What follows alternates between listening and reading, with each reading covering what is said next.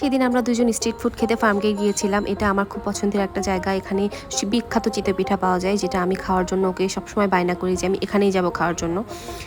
তারপর আমরা গিয়েছিলাম সংসদ ভবনের সামনে। এখানে আলু ফ্রাই করছিল।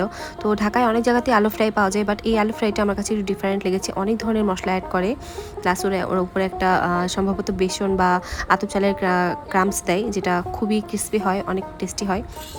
তারপর এখানে অনেক রকমের স্ট্রিট ফুড পাওয়া যায়। তার মধ্যে আমি সব কিছু তো আমরা ট্রাই করতে পারবো না, কিছু কিছু স্পেশাল যেগুলো আমাদের দুজনেরই পছন্দ আমরা ট্রাই করেছি। পাঁপড় ভাজা ট্রাই করেছি, তারপরও ট্রাই করেছি এখানে খুবই বিখ্যাত মুড়ি মাখা। তো আমার হাজব্যান্ড আর আমার দুজনেরই খুব পছন্দ, আমরা দুজনেরই মুড়ি মাখা খেয়েছি। এটা খেয়ে আমরা সোজা চলে গেছি মিরপুর 2-এ পাশোয়ারি কাবাব হাউসে।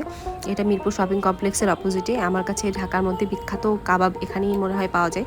জানি না, এক একজনের টেস্ট এক এক রকম। আমার এখানে ভালো লাগে। ওরা একটা সুন্দর একটা ঝুটির ভিতরে ওরা পুরিটা সার্ভ করে। আর আমি এখানে তান্দুরি কাবাবটা অর্ডার করেছিলাম। প্রায় এখানে 10 থেকে 15 রকমের কাবাব পাওয়া যায়।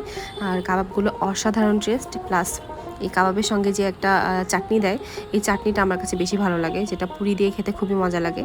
আমি সবসময় বায়না করি এখানে খাইতে যাওয়ার জন্য। কাবাব অনেক জায়গাতেই পাওয়া যায়, কিন্তু এই দোকানের মতো না। আবার কবে আসবো জানি না। তো আজকের মতো খাওয়া শেষ। আল্লাহ হাফেজ।